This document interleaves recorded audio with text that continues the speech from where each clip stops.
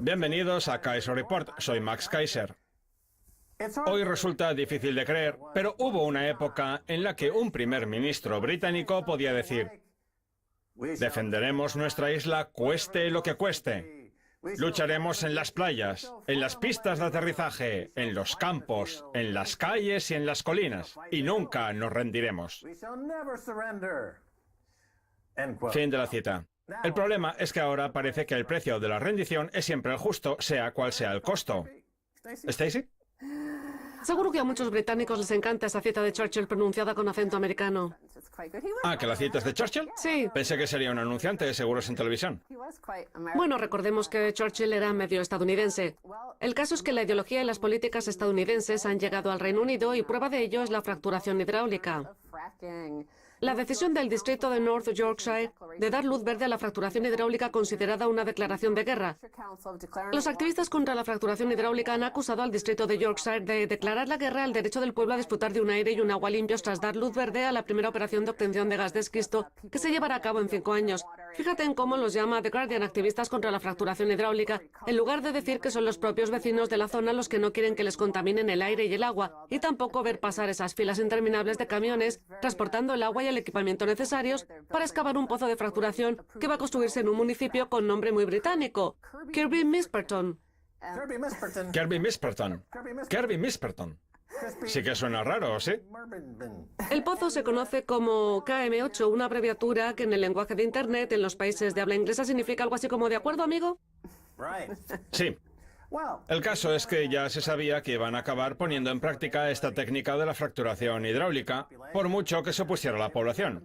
Vivimos en la era de la impunidad. Existe un plan para extraer riqueza y exterminan a cualquiera que se ponga en medio. Podría decirse que todos somos palestinos, y el municipio ese del que hablas, como quiera que se llame, es la Gaza del Reino Unido. Las excavadoras apisonarán todos los derechos de la población, cuyo bienestar les importa bien poco a las autoridades.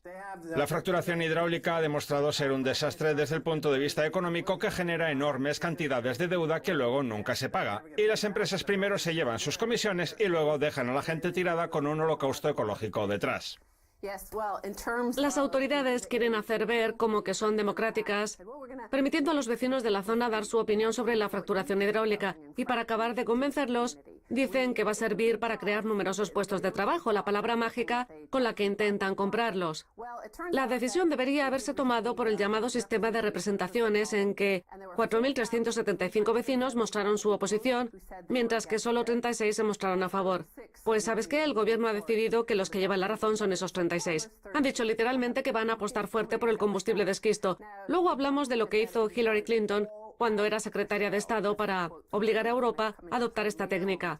Los detractores de la fracturación hidráulica señalan a Estados Unidos, donde esta técnica se utiliza desde hace 8 o 10 años, como ejemplo de las consecuencias que puede acarrear, como contaminación del agua, terremotos, contaminación acústica y aumento del tráfico. El problema es que en Estados Unidos, la normativa sobre la contaminación del agua es muy escasa. Es verdad que existe la ley sobre agua limpia, pero las empresas de fracturación hidráulica están exentas de cumplirla, cosa que no va a pasar aquí. Pues bien, ni siquiera en Estados Unidos, que cuenta con un marco legislativo tan laxo en ese aspecto, la fracturación hidráulica ha resultado rentable. Imagínate entonces lo rentable que va a ser aquí, donde las empresas sí que tendrán que atenerse a las normas medioambientales. No les hace falta sacar beneficios para llevarse comisiones. No. Igual que los bancos de la City de Londres o que los gestores de fondos de cobertura. Y lo mismo puede decirse de los políticos, que no tienen que cumplir sus promesas para generar sobornos. Vivimos en la era de la impunidad, con una oligarquía de cleptócratas muy arraigada que se pasa la vida robando, Y si a alguien se les pone en su camino, lo marginan, lo quitan de en medio o simplemente acaban con su vida. North Yorkshire cuenta con una densidad de población de 125 habitantes por kilómetro cuadrado, mientras que en Wyoming, por ejemplo, la cifra es de 4 habitantes por kilómetro cuadrado, es decir, una densidad de población muy inferior a la de North Yorkshire. En fin, vamos a ver un titular de hace un par de semanas o 3. La fracturación hidráulica puede contaminar el agua potable. Tras casi una década de investigaciones, Dominic DiGiulio, antiguo científico de la Agencia Estadounidense de Protección Ambiental, ha demostrado que la fracturación hidráulica ha contaminado las aguas subterráneas de Wyoming. Hace 8 años, los habitantes de Pavilion, Wyoming, que vivían en medio de una reserva de gas natural, se quejaron del mal sabor y olor del agua potable. La Agencia Estadounidense de Protección Ambiental abrió una investigación encabezada por DiGiulio, cuyas pruebas preliminares parecían indicar la presencia de sustancias químicas tóxicas en las aguas subterráneas. Sin embargo, en el 2013 la agencia trasladó repentinamente la investigación a los organismos reguladores del Estado sin publicar un informe final. Así que DiGiulio decidió dejar la Agencia Estadounidense de Protección Ambiental y ahora ha publicado esa información sobre la contaminación del agua, cosa que la agencia, que es un organismo federal, se negó a hacer. Supongo que para ocultárselo a la gente. Hicieron el estudio, pero luego no hicieron públicas las conclusiones. Es posible que en Estados Unidos se llegue a niveles más extremos de los que consienten aquí, aunque seguramente no. Cada pocos años el gobierno lanza una campaña para tratar de establecer cuáles son los valores británicos. Sí. ¿Cuáles son los valores británicos?, se preguntan. Pues bien, la respuesta está clara. Los valores británicos no existen. No les importa permitir que las empresas extranjeras de fracturación hidráulica destruyan su país. Supongo que eso debería ser un valor, pero no es algo de lo que deban sentirse orgullosos. Han sustituido a la Union Jack por pozos de fracturación, que excaven un pozo debajo del Palacio de Buckingham. Seguro que encuentran un montón de gas. De hecho, en Oklahoma es otro de los lugares en los que se aprobó la fracturación hidráulica. De hecho, ahí incluso llegaron a excavar en la propia capital del estado. Fíjate lo que les gusta esa técnica. Que excaven en las casas del Parlamento, que el Parlamento es una institución inútil gobernada por idiotas. Ahí también debe de haber un montón de gas. Recuerda que la densidad de población en North Yorkshire es de 125 habitantes por kilómetro cuadrado, mientras que la de Oklahoma es de unos 35. De nuevo, una cifra menor que la de aquí. Oklahoma toma medidas contra los terremotos provocados por la fracturación hidráulica, aunque según los críticos la medida llega demasiado tarde. Más de 5 años después de que Oklahoma empezara a sufrir un alarmante incremento de los movimientos sísmicos relacionados con el vertido de grandes volúmenes de aguas residuales generados por la técnica de la fracturación hidráulica utilizada para la obtención de petróleo, el estado continúa temblando y el número de terremotos de alta intensidad no deja de aumentar. Según el Servicio Geológico estadounidense, en el 2009 tuvieron lugar 20 movimientos sísmicos de magnitud igual o superior a 3.0, mientras que el año pasado la cifra fue de 890. Además, en el 2009 no se produjeron terremotos de magnitud igual o superior a 4.0, mientras que el año pasado se registraron 30. Aquí tenemos un mapa de Oklahoma. Los puntos representan los movimientos sísmicos. Los de color naranja corresponden a los movimientos de magnitud igual o superior a 3.0 y los de naranja oscuro a los de magnitud igual o superior a 4.0. De hecho, hace unas semanas llegaron a tener uno de magnitud 5.1. Mira, es cierto que la fracturación hidráulica genera puestos de trabajo, pero no los que dice el gobierno, sino enfermeros de pacientes con cáncer, contraído por culpa de la fracturación hidráulica, y personal de hospitales para moribundos. Sí, es verdad que son puestos de trabajo, pero eso no sirve de nada. Bueno, en el sector de la fracturación hidráulica estadounidense había un montón de empleos con alta remuneración. Estamos hablando de $100.000 al año, 65.000 o 70.000 libras. El problema es el costo medioambiental que provoca. En Wyoming, por ejemplo, hay extensas superficies de terreno repletas de pozos abandonados, porque como las empresas se van a la quiebra, dicen que no disponen del dinero necesario para limpiar el desastre que han causado. Sí, se puede ganar mucho dinero durante un par de años, pero como el pozo se agota rápidamente, no permite generar el dinero suficiente para saldar la deuda. Se trata de una técnica nada rentable desde el punto de vista económico. En el Reino Unido hay muchas prostitutas. Que se vayan al norte y enseñen un poco las carnes, que seguro que encuentran trabajo. Ahora, en Oklahoma, la gente está muy molesta porque un terremoto de 5.1 da bastante miedo. Y quien lo haya vivido puede corroborarlo. Y esos movimientos sísmicos son continuos, lo que impide a la gente dormir por las noches. Pues bien, el año pasado, el Parlamento del Estado, controlado por los republicanos, aprobó una ley que impide que las autoridades locales soliciten moratorias sobre la inyección de aguas residuales en el subsuelo, unos desechos que la fracturación hidráulica genera en cantidades industriales.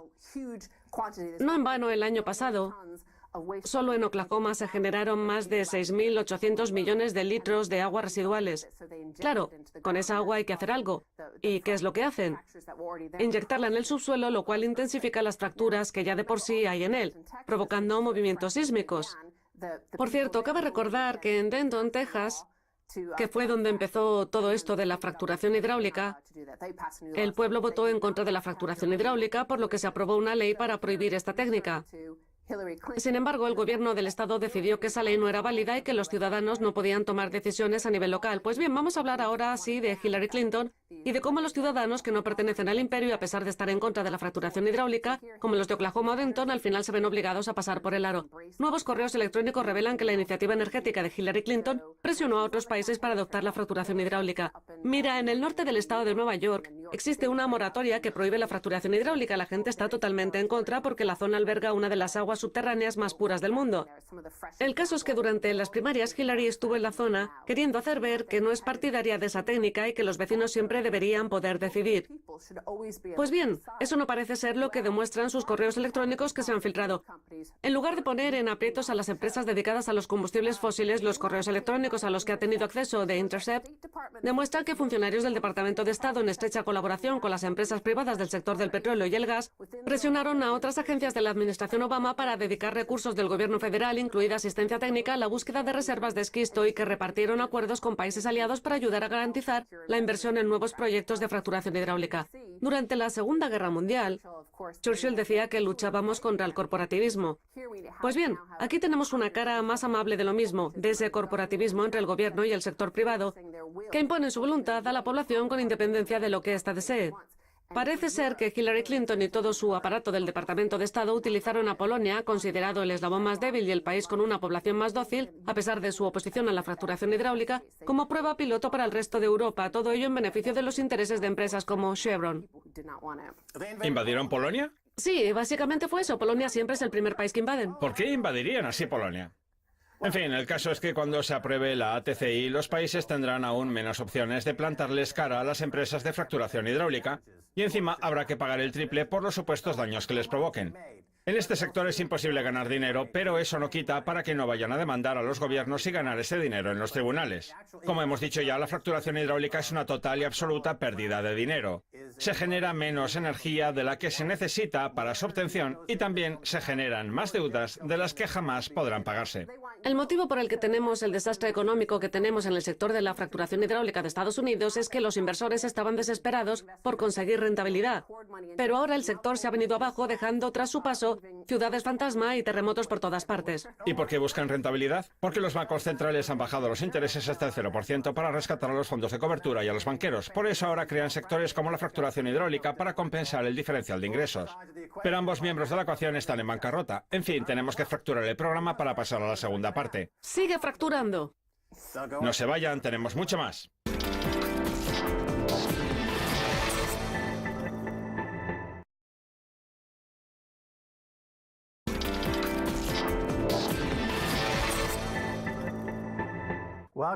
Bienvenidos de nuevo a Kaiser Report, soy Max Kaiser.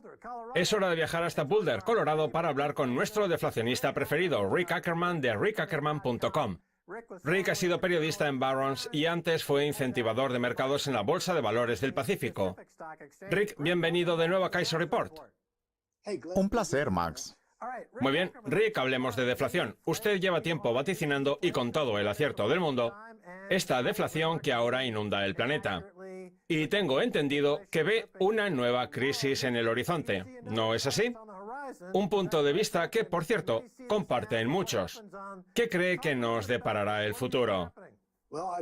Bueno, llevo bastante tiempo centrado en el tema, Max.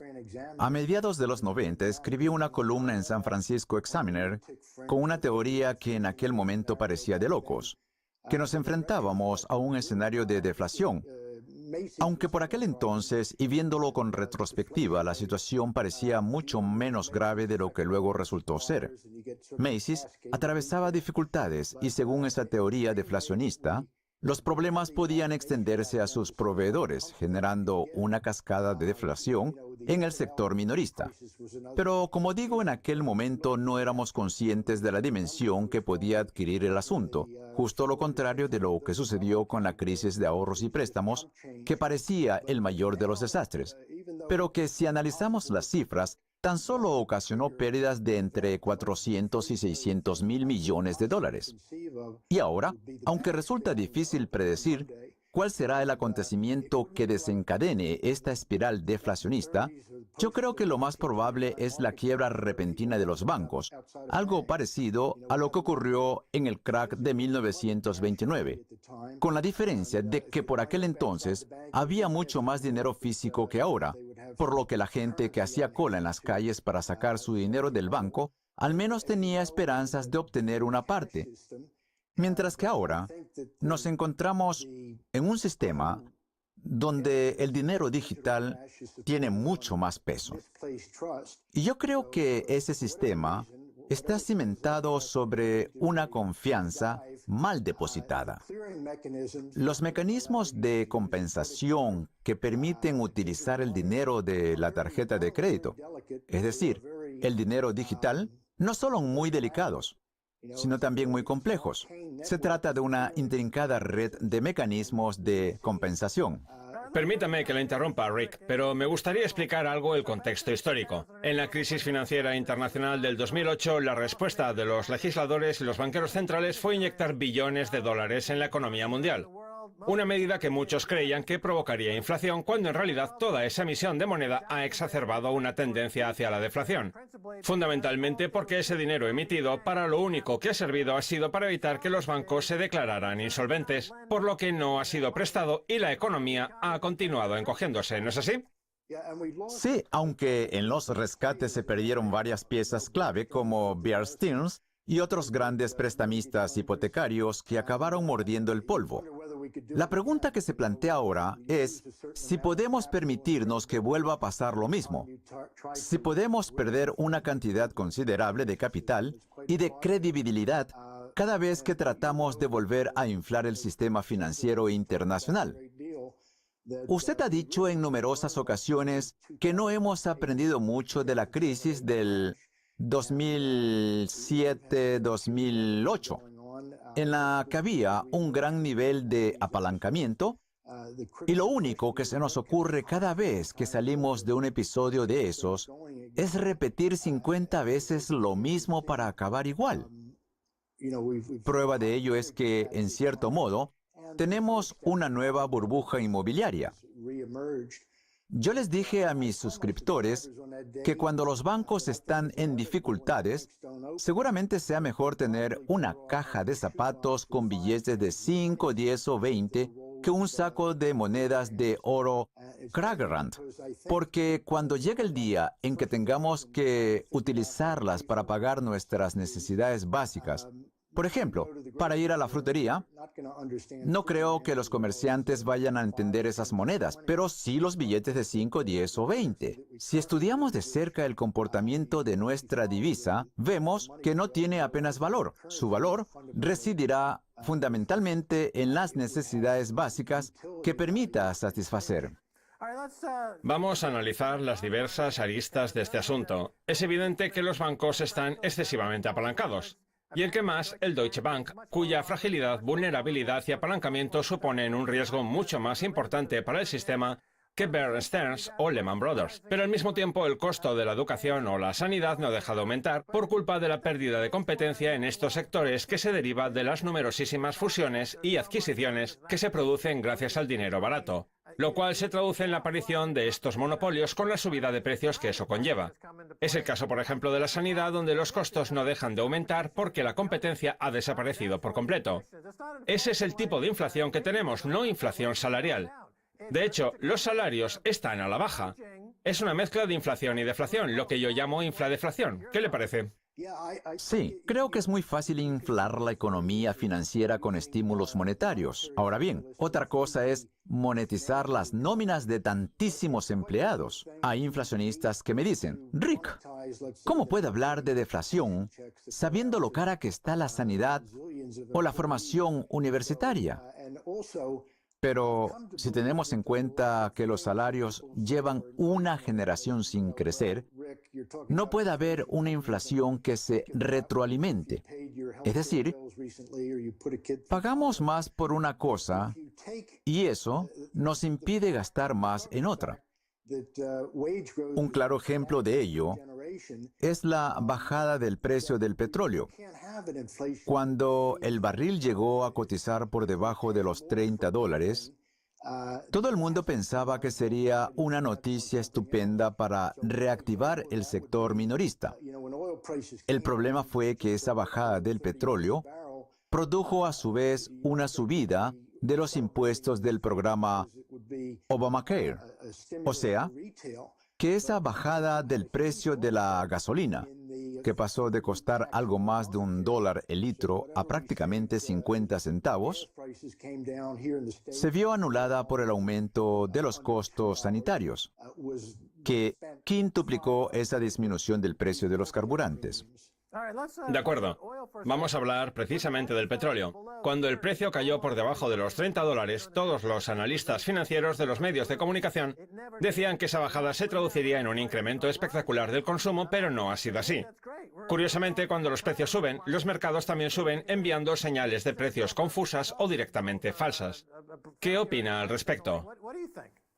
Mire, resulta que los 50 centavos que nos ahorramos en la gasolina no son suficientes para que la gente agarre su vehículo y se vaya a hacer compras en Walmart, que en muchos estados se está planteando subir el salario mínimo a $15 por hora.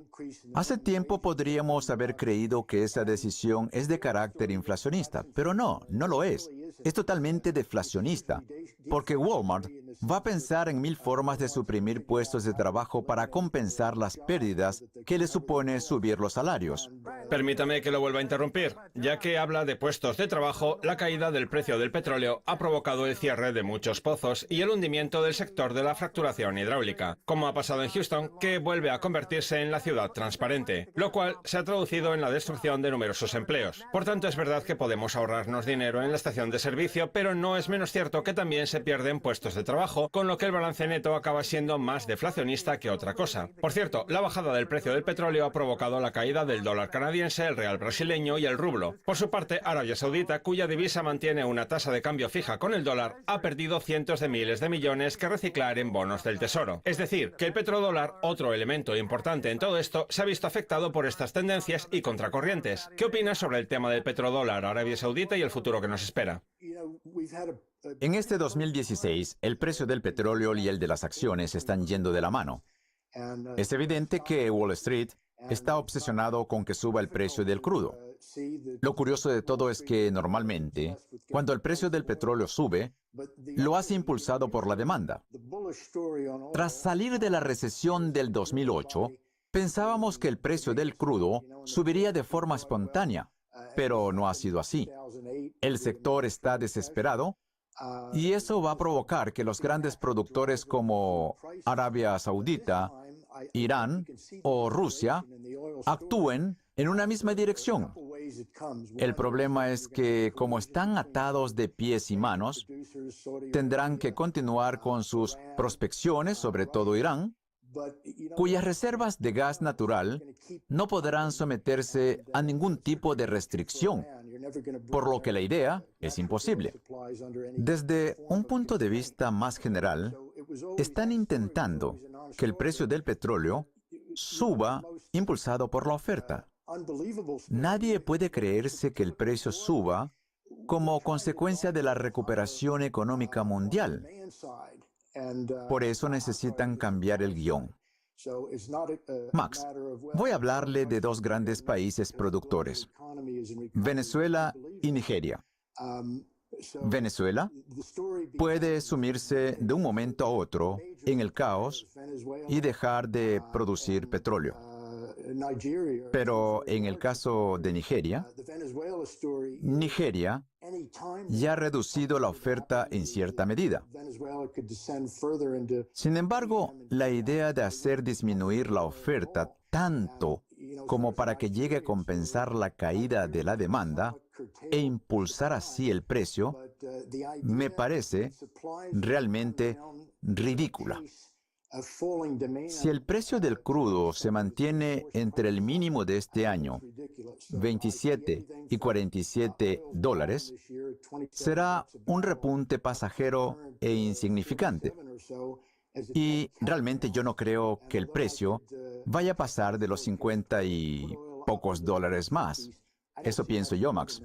Último tema del día, nos quedan unos 40 segundos. Las pensiones estadounidenses. La profesión más común en Estados Unidos es la de transportista, cuyos fondos de pensiones han ido a la quiebra en muchos estados por culpa de la vergonzosa utilización que ha hecho Goldman Sachs de ellos. Las pensiones son una cuestión fundamental en este debate inflación contra deflación y tienen mucho que ver con los intereses, o mejor dicho, con la falta de intereses y rentabilidad. ¿Qué futuro les augura a las pensiones, Rick? Nos quedan 30 segundos. Les auguro un futuro desastroso. Como he dicho antes, el problema de las pensiones no se puede monetizar. Los grandes inversores con importantes obligaciones en el mercado, no solo los fideicomisos de pensiones, sino también las grandes aseguradoras, siguen actuando como si fueran a conseguir rentabilidades del 8% a largo plazo. Por tanto, sería absurdo no reconocer el desastre al que nos enfrentamos. JP Morgan acaba de publicar un informe según el cual estados como el de Nueva Jersey no van a poder cumplir con sus pasivos, independientemente de cómo hagan el cálculo. Rick, nos quedamos sin tiempo. Muchas gracias por haber estado en Kaiser Report. Gracias por invitarme, Max. Muy bien, esto es todo por hoy en Kaiser Report. Somos Max Kaiser y Stacey Herbert. Quiero dar las gracias a nuestro invitado Rick Ackerman de rickackerman.com con su boletín de noticias Rick Speaks. Si quieren contactar con nosotros, envíenos un tweet a Kaiser Report. Hasta la próxima. Adiós.